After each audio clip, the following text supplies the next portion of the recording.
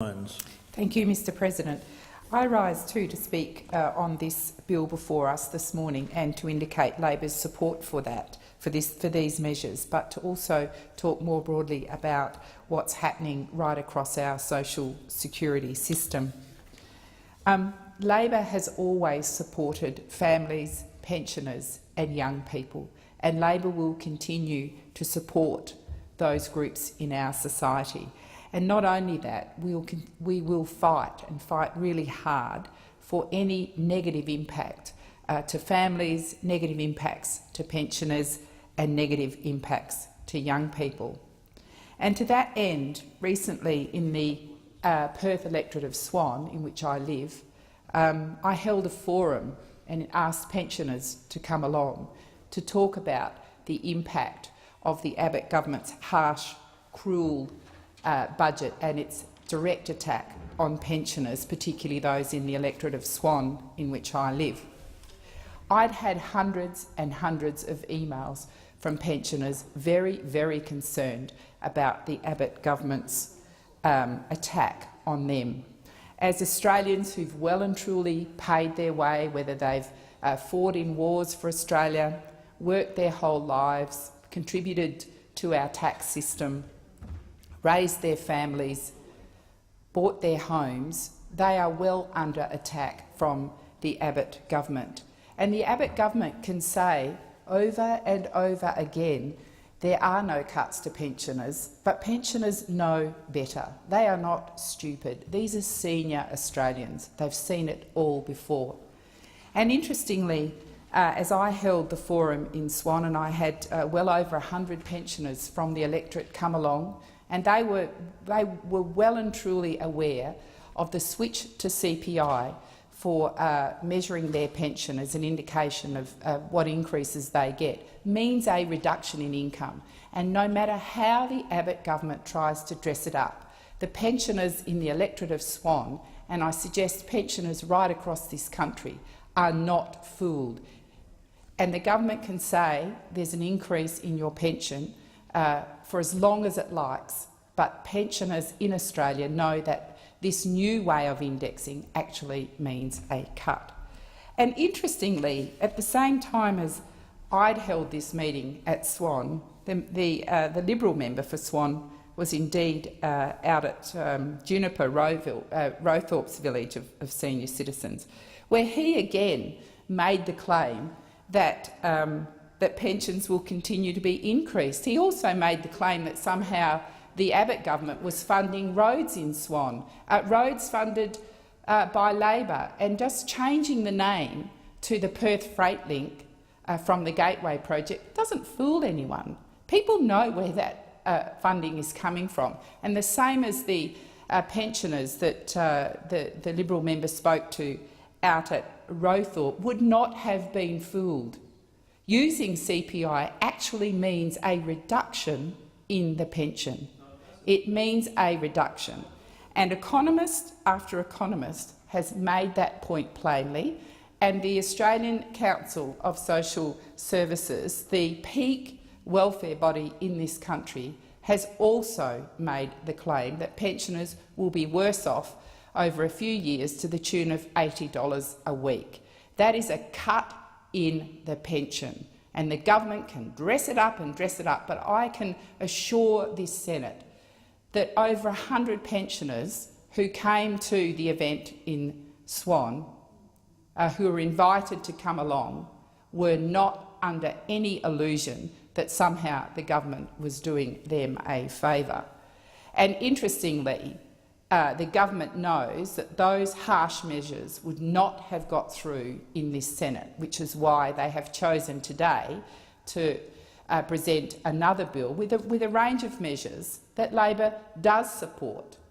But like the Australian community, we're not going to be fooled into supporting measures which actually cut people's pensions, particularly for Australians who've worked their whole life, who've contributed to society, who should not, at the age of 70, have to start worrying about how they balance their budgets.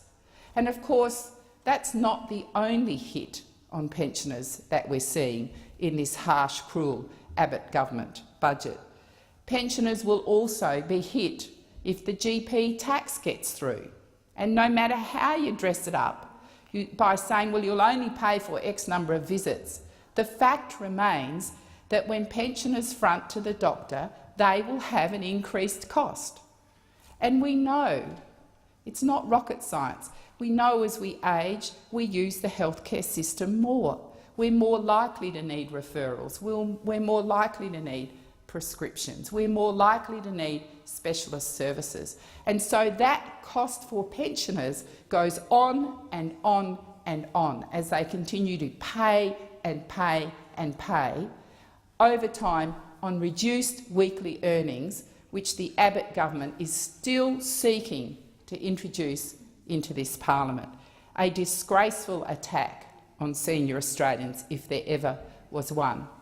And of course, in Western Australia, the other attack on pensions, again instigated by the Abbott government, has been that their reductions in their local government costs, their licensing costs, will no longer be funded by the federal government, and the state government has indicated it's not going to foot the bill either. So Western Australian pensioners, particularly those pensioners in the Swan electorate in which I live, are absolutely being slammed by both levels of government. And they know that. They know that the Barnett Liberal government is hitting them, and they also know that the Abbott government is hitting them. And you can dress it up and you can say, well, Labor's out there whipping pensioners up. No, we're not. These are senior Australians who can read and understand very clearly what's on the table, and they're not fooled. And I'm sure that the pensioners out at Rowthorpe that the Liberal member for Swan spoke to were not fooled either. This is a harsh attack, and what we also know is, despite the government now having to make this absolutely humiliating back down of having to separate out its bills, bring them back, that these attacks on pensioners are still there. They're still in the back pocket of the government. They're still looking at who in the parliament might support them. You know, can they win over any of the independents to try and get them to support these measures? Because Labor has made it absolutely crystal clear, we will not support the sorts of harsh measures that the Abbott government wants to introduce to Australia's pensioners. We will not do that, and we will continue the fight against these harsh measures right up until the next election. And the other hypocrisy that goes with this harsh, cruel budget is, of course, we heard the Prime Minister in the lead-up to the election say over and over again, commit to promise no cuts to pensions. No cuts. You can vote Liberal and we'll assure you that we won't make cuts. Well, Australian pensioners are now reeling and waiting for that axe to fall on their pension, as the Abbott government will cut their pensions, no matter how they dress it up. It is a cut to use CPI. So it is a hugely embarrassing back down for the government. And in my view, it destroys any credibility, if indeed the Prime Minister had any credibility, that he may have had, particularly in relation to broken promises and Mr Hockey's whole budget strategy. And we saw over the weekend, and I'm sure it will be discussed in this place, how embarrassing at the G20, where we have the Prime Minister of this country complaining to world leaders about his internal budget problems. I mean, for goodness sake. And again, particularly talking about the GP tax, which will hit pensioners if it gets through this place. Interestingly, that he bemoans to world leaders that he can't get this groundbreaking, according to him, tax through the parliament, but never mention it in the lead-up to the election. Never ever mention, not once, not at any time, to the Australian public that there was a GP tax on the horizon. And indeed, when it first started to circulate in the community, he still denied it. But nevertheless, here it is. He's just shown that certainly the Abbott government cannot be trusted on any election commitments it makes to anybody. And Australian pensioners, particularly those in the seat of Swan, certainly know that. So this is a hugely embarrassing back down for the government, and again flies in the face of this view of a budget emergency, because Labor wasn't cute about this. We said up front what we'd support. We were very clear which measures we would support. Equally, we were very clear about which measures we would not support. We know that. We've been very clear about it. In fact, the government's accused us of scaremongering, but it's not scaremongering. We are out there telling the truth to the Australian community.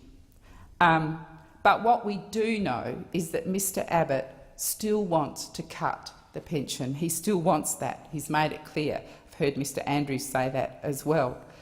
But where is this so-called budget emergency? We agreed to these changes 4 months ago, so the government could have had them through 4 months ago. But no, it's ideological bent to try and destroy the Australian way of life, to not only try and Americanise our universities, but to try at the same time to Americanise our social security system. Well, that isn't what a fair-go Australian community wants, and it's been loud and clear in its condemnation of the Abbott government's proposals. Australians have always wanted and advocate for a fair-go society, and that means that our taxes are used to support those who need a helping hand. It is not the sort of society where, according to the Abbott government, people simply look after themselves. That is not the society that the Australian community wants. It is not our fair-go society, and yet the Abbott government, that's at the heart of what it's trying to change, this Americanisation, this Tea Party philosophy that we're now seeing coming loud and clear from the Abbott government. It's at the heart of all of its harsh, cruel measures. There's a very strong message there, and that is you have to look after yourself, otherwise you'll fall by the wayside because you are a leaner, not a lifter, and you don't have a place in our society. Well, I can tell you the pensioners in Swan absolutely reject that notion, and I know the voters across Australia also reject that notion. It's about a fair go. We are a society that looks after and accepts our responsibility as a community, that we pay our taxes and the taxes are distributed to those who need a helping hand, not the kind of Tea Party right-wing ideological agenda that the Abbott government is pushing, that somehow those that need support will have to find it somewhere else. Because the other harsh, cruel measure that's part of this, it's part of why Labor has rejected these bills, is what the Abbott government wants to do to young unemployed people. And it's still not very clear. We tried at Senate estimates to get a lot of information out of the government in relation to penalties, but apparently that's still being figured out. But this view that somehow a young person who finds themselves unemployed is to be blamed for that, and the definition of young now being stretched right up to 30. So if you're a young person, the Abbott government's saying to you, if you find yourself unemployed, look in the mirror, because the fault is yours. And what we're going to do is we're going to punish you by saying that for 6 months, at least 6 months, in fact we think it'll be more than that, you'll go without any unemployment payments. So what happens to that young person? If they've got family, they fall back onto family, presumably. But what happens if they're a low-income family? What happens if they're part of a pensioner family? That will create very real hardship for those families. And what of young people who don't have those strong family links? What happens to them? What happens to them? Well, they will well and truly fall through the cracks. And we know that, and the government knows that too, because the other thing the government has done, of course, is to increase emergency relief money, because it knows its harsh, cruel measure will impact young people who won't get any support at all from the government for 6 months, will have to go knocking on the doors of community-based organisations and ask for handouts for food, help with electricity bills and so on. But what we also know is that because Australians on low incomes are finding it tough, the call on that emergency relief money has gone through the roof. And we had the Salvation Army last week, who helps the most marginalised in our community, tell us at a Senate estimates hearing in Perth that they had never seen so many people needing help. Never seen so many people needing help. And that's before these harsh, cruel budget measures the Abbott government is proposing even see the light of day. And I was alarmed to hear the Salvation Army, who we all rely on to look after the most needy in our community, making that statement. They told us at the Senate inquiry they'd run out of food.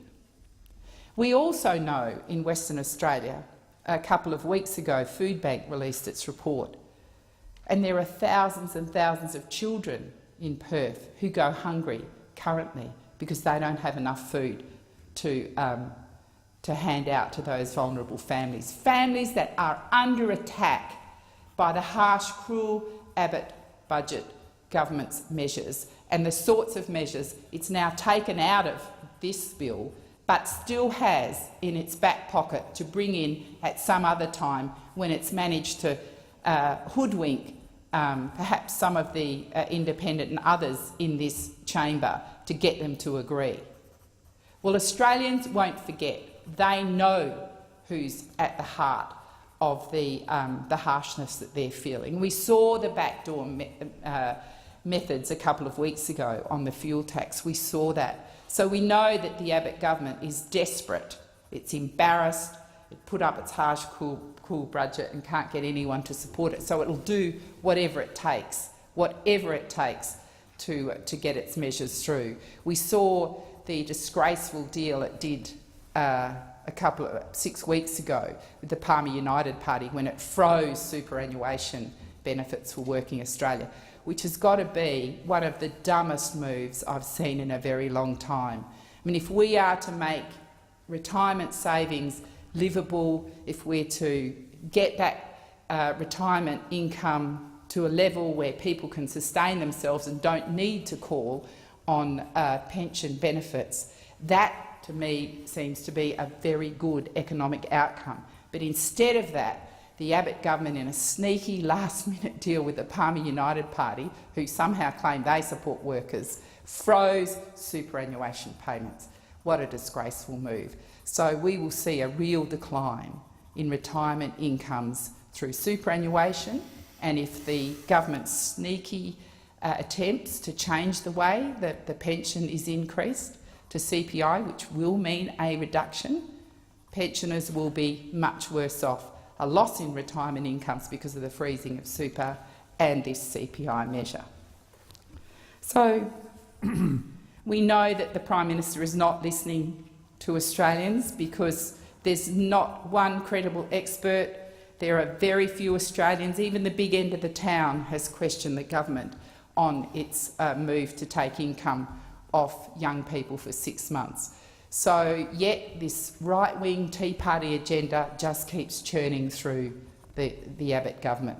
Well, Australians are not fooled by this, and we will, the Labor senators in this place, and indeed the Labor Party, we will continue to be vocal on these harsh budget cuts right up until the next election.